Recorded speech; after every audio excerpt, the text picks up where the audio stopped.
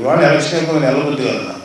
ఎందుకంటే ఇంత కష్టపడి పనిచేసిన మీ అందరికీ చిన్న థ్యాంక్స్ లేకపోతే కృతజ్ఞతలు చెప్పుకొని వెళ్తే నాకు నేనే తప్పు చేసిన అవుతాను చెప్పి ఎలక్షన్ అయిపోయినా ఇంకా ఉన్నాను కదా.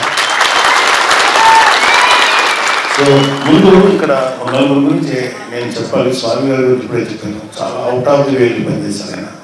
ఆ పక్కన సందీప్ భీమిలి నియోజకవర్గం ఇవ్వాల్సింది ఒకే ఒక మాట అన్నాడు, మాకు రాకపోయినా పర్వాలేదు, నేను ఎప్పుడు కళ్యాణ్ బాబు గారికి వైపే ఉంటాను, హ్యాపీగా ఉంటాను చెప్పి నిలబడ్డాడు. ఉంది అక్కడ ఉండటం కానీ ఇవాళ ఇక్కడికి వచ్చి పగలు రాత్రి ఎంత కష్టపడి పనిచేశారో నా గర్వం ముందు నేను ఎంతో. అంటే వీళ్ళందరూ ఎలా పనిచేశారంటే ఇంకా మనసా వాచా కారణ అంత గొప్పగా పనిచేశారు సందీప్. కాకపోతే అతను చెప్పుకోడు కానీ జనంలో మేము చెప్తా ఉన్నాము. అతను మీరు అందరూ మనస్ఫూర్తిగా అతను అభినందించాను. ఎందుకంటే చదువుకున్న వ్యక్తి చాలా ద్వారపూడి చంద్రశేఖర్ రెడ్డిని మనకు ఎటువంటిది లేనప్పుడు రోడ్ల మీదకి వచ్చి గొడవ పెట్టి ఫైట్ చేసి కేసులు కూడా పెట్టించాడు కాకినాడ. అదే అతను అంత చేసి కూడా మేము ఇవ్వలేకపోయాం భీమిని. అది నాకు అనవసరం సార్, నేను పవన్ కళ్యాణ్ గారు ఉంటాను చాలా చేసి ఒక కార్యకర్తలాగే పనిచేశాను. అలాగే మహేందర్ రెడ్డి ఆయనది యాక్చువల్గా తెలంగాణ, ఆయన శంకర్ కూడా రాలేదు. వాళ్ళిద్దరు తెలంగాణ. ఎప్పటి నుంచో పవన్ కళ్యాణ్ తోటి ప్రజారాజ్యంలో పనిచేశారు. తర్వాత జనసేనకి వచ్చిన తర్వాత పవన్ కళ్యాణ్ గారితో పనిచేశారు.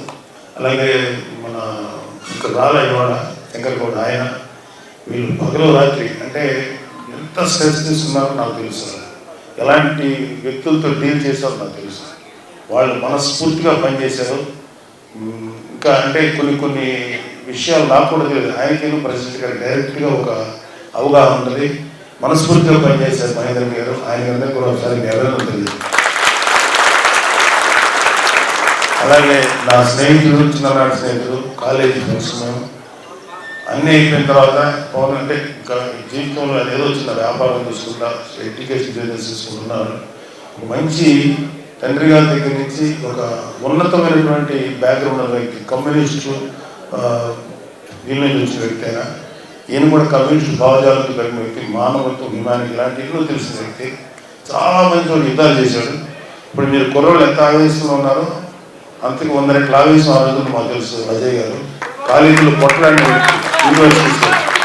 కానీ కేవలం మంచి కోసమే పనిచేస్తారు కదా. అప్పుడు కూడా మంచి కోసమే పనిచేశారు. 10 మందికి హెల్ప్ చేయాలని తత్వం పనిచేశారు. ఆయన పవన్ కళ్యాణ్ గారు మీరు చెప్పితే అజయ్ గారు మీరు మా కోసం నిలబడతారంటే మనస్ఫూర్తిగా వస్తాను బాబు అని చెప్పి. అంటే మా కళ్యాణ్ బాబుని మేము కూడా తెలుసు. కళ్యాణ్ బాబుని చిన్నప్పుడు స్కూల్లో చూసిన వ్యక్తులు. సో అలాంటి వాడు ఒక మహానాయకుడు ఎగినప్పుడు మీరు ఏం చెప్పినా చేస్తారని చెప్పి ఆయన భావాన్ని యథాతథంగా అమలు చేసి చూపించిన వ్యక్తి అయినా. తర్వాత ఆయన కూడా గత 2-3 నెలల నుంచి ఫ్యామిలీ వదిలేశారు. మధ్యలో ప్రెసిడెంట్గా పిలిస్తే వెళ్ళి మళ్ళీ వెంటనే వచ్చాం. సో ఆయన మనసా వాచాకారంగా పనిచేసిన వ్యక్తి.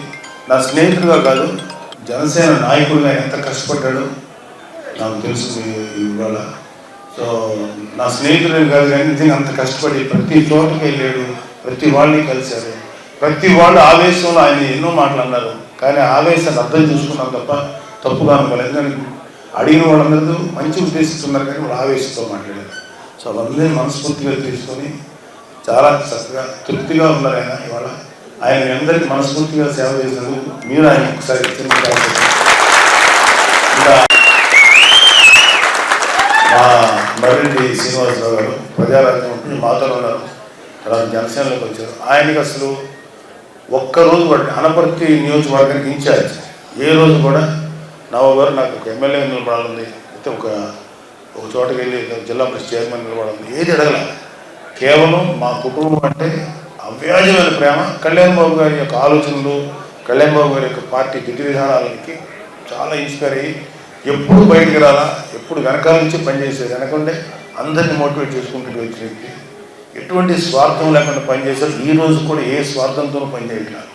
హ్యాపీగా పనిచేసాం. మన వాళ్ళందరినీ చక్కగా కూడగొట్టుకున్నాం. చక్కగా వాళ్ళందరి సహకారం తీసుకొని పని చేయించాం అని మాట్లాడిన వ్యక్తి. అన్ని విధాలుగా ఇంకా ఆయన చేసిన పని ఎట్లా ఉంటుందంటే ఒక 10 తలలు ఉంటే ఎట్లా ఉంటుందో ఒక మనిషికి అంత పనులు, అంత మల్టీ టాస్కింగ్ పనులు ఎన్నో కష్టపడి చేశారు.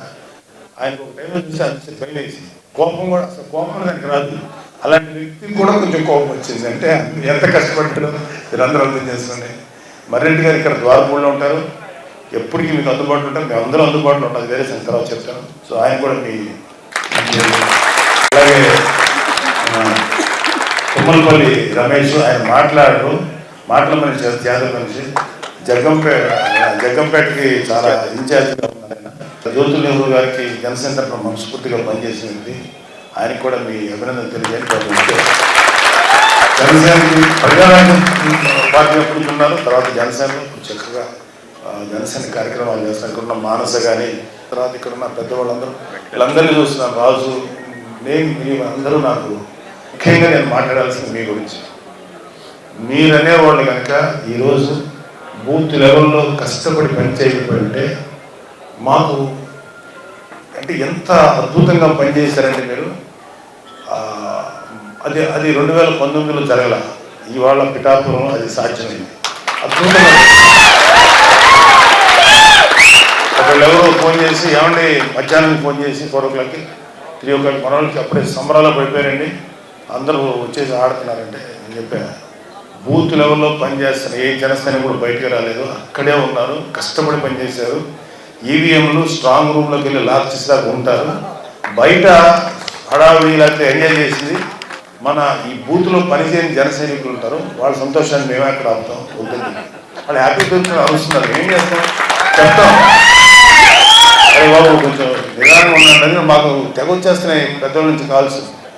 ఒక పెద్ద డిపార్ట్మెంట్ నుంచి ఫోన్ చేశారు ఆయన, సార్ మేము కుర్రోళ్ళు కండువ వేసుకున్నారు సార్. నేను అనుకున్నాను తెల్లక, మాకు జనసేన కండువ ఉంటుంది తెల్లగా, అది అనుకుని ఎవరు కండువాలు వేసుకోవద్దు. తర్వాత వచ్చి మన వాళ్ళు ఏమన్నారంటే కండువాలు తీసేయమంటే మీరు ఫ్యాన్ తీసేయండి అన్నారు వీళ్ళు.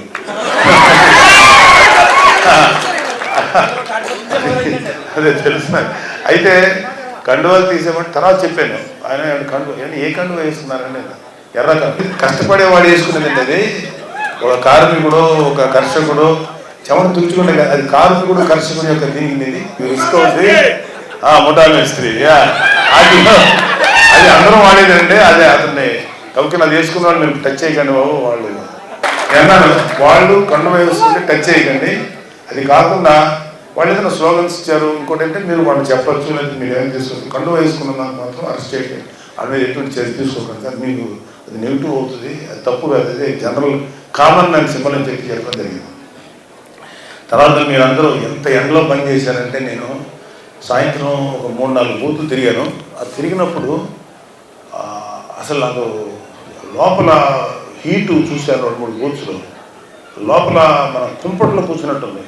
అక్కడ కూడా మీరు కూర్చొని పనిచేశారంటే, అక్కడ మిమ్మల్ని నిలబెట్టింది పవన్ కళ్యాణ్ గారికి, మీకు పవన్ కళ్యాణ్ గారి మీద ఉన్నటువంటి ప్రేమ లేకపోతే ఆ పని చేయలేదు. అంత అద్భుతంగా మీరు అందరూ పనిచేశారు,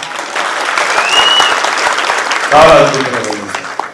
నేను అలాగే ఓటర్స్ దాదాపు 88-90% ఆఫ్ ద ఓటర్స్ వచ్చి ఓట్లు వేశారు. ఇవాళ ఆ ఓట్లు వేసిన వాళ్ళు గంటలు లైన్లో నిలబెడితే వాళ్ళని నిజంగా మీరు అందరూ కూడా వాళ్ళు అభినందించారు.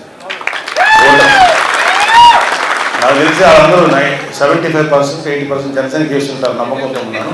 బట్ ఎవరికైనా కాబట్టి వాళ్ళు అంత ఎండలో వచ్చి ఓటు హక్కు వినియోగించుకోవడం నిజంగా పిఠాపురంలో ఒక రాజకీయ చైతన్యం అంత అద్భుతంగా అనిపించింది. మనకి ప్రత్యర్థిగా పనిచేసిన వంగాగీత గారు, ఆవిడని కూడా దయచేసి ఎక్కడ పబ్లిక్ స్టేజ్ విమర్శించాను. ఎందుకంటే ఎందుకు చెప్తానంటే, ఆవిడ ఎంత సర్వీస్ చేసిందో లేదో నాకు అనవసరం, యాజ్ ఎంపీగా ఎమ్మెల్యేగా, కానీ బేసికల్గా చాలా సాఫ్ట్ మెంటాలిటీ. కాకపోతే ఆవిడ ఎటువైపు ఉందంటే చెడు వైపు నిలబడింది. చెడు వైపు నిలబడటం వల్ల మంచి వాళ్ళు కూడా చెడు అయిపోతారు. లైక్ దుర్యోధనుడు పక్కన ఉన్న భీష్ముడు, కర్ణుడు, లేకపోతే ద్రోణాచార్యులు అంటే వాళ్ళు ఎంత గొప్పడైనా చెడు వైపు ఉన్నారు. అదేవిధంగా మంచి వైపు నార్మల్ వ్యక్తి ఉన్నా అద్భుతంగా ఉంటాడు. కాబట్టి అందువల్ల ఆవిడకి ఏదన్నా అనొచ్చు తప్ప విమర్శించాను, కానీ ఆవిడ ఎప్పుడు అనకండి. ఎందుకంటే ఆవిడ మన ఆడపడుచులాగా ఆవిడ గౌరవం మన వాళ్ళకి. రేపు పొద్దున ఎప్పుడైనా ఆవిడ కనపడినప్పుడు కూడా మనస్ఫూర్తిగా ప్రేమ పలకరించాలి తప్ప ఆవిడ ఎంత చేయకూడదు. ఎప్పుడు నా 3న అందరం ఒక మంచి న్యూస్ వింటారని నేను కూడా అభిలషిస్తున్నాను. కూటమి రాబోతుందని అన్ని చోట్ల రిపోర్ట్లు వస్తున్నాయి. బట్ మనం ఆ రోజు ప్రాక్టికల్గా చూద్దాం. అప్పుడు దాకా మీ ఆవేశాన్ని అది ప్రస్తుతానికి మీ కుటుంబాలతో చక్కగా గడపండి. మీరు అందరూ కూడా ఎంతో కొంత దూరం అయి ఉంటారు మీ కుటుంబాలు మాలాగే. వాళ్ళందరితో సంతోషంగా గడపండి.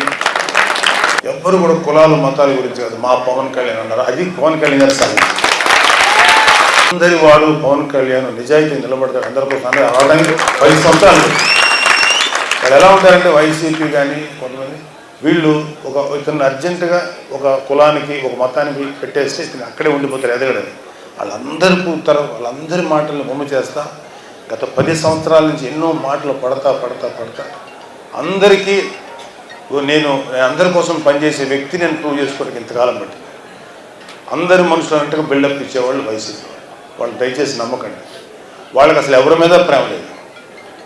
వాళ్ళ ఆఖరికి మిగతా కమ్యూనిటీస్ని మిగతా మతాలు పక్కన పెట్టండి. ముస్లిమ్స్ మీద ప్రేమ లేదు, క్రిస్టియన్స్ మీద ప్రేమ లేదు, ఎస్సీస్ మీద ప్రేమ లేదు, ఆఖరికి వాళ్ళ అమ్మ మీద చెల్లి మీద కూడా ప్రేమ లేదు. అమ్మని చెల్లిని కూడా ప్రేమించలేనివాడు అతనికి నేను ఈ మూడే అతను భయంకరంగా చాలా మామూలు మనిషి.